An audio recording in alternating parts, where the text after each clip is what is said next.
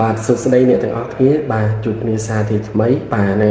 ជាមួយនឹងសេវាកម្ម page បងប្អូនបាទឬក៏សេវាកម្មទៅលើ Facebook profile បាទនៅតាក់ទងនិយាយរួមតាក់ទងនឹង Facebook តែម្ដងបងប្អូនបាទអញ្ចឹងសម្រាប់ថ្ងៃនេះខ្ញុំចង់ជម្រាបជូនបងប្អូនថាខ្ញុំមានសេវាកម្មតាក់ទងនឹងការគេហៅថា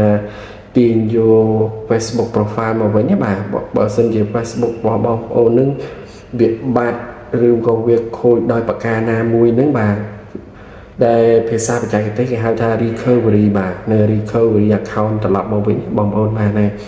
គឺថាបងប្អូនទោះបីជា account Facebook profile ហ្នឹងបងប្អូនភ្លេច email ភ្លេច password ភ្លេចស្អីក៏ដោយបាទគឺថាយើងអាចទាញយកវិញបានអញ្ចឹងណាបងប្អូនហ្នឹងហើយគឺថាយើងមានសេវាកម្មពិសេសនេះបាទគឺថាយើង recovery Facebook នឹងត្រឡប់មកវិញបានទោះបីជាបងប្អូនភ្លេច password ភ្លេច username ភ្លេច email ភ្លេចលេខទូរស័ព្ទអ្វីក៏ដោយគឺថាយើងអាចទាញយកមកវិញបានណាបងប្អូនឲ្យតែបងប្អូនចាំថាឈ្មោះ account របស់បងប្អូនឈ្មោះអីទៅ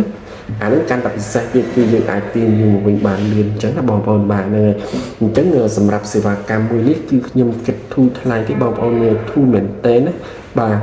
ឲ្យតែបងប្អូនចាប់អារម្មណ៍បងប្អូនអាចតាក់ទងមកខ្ញុំបានតាមរយៈ chat inbox នៅក្នុង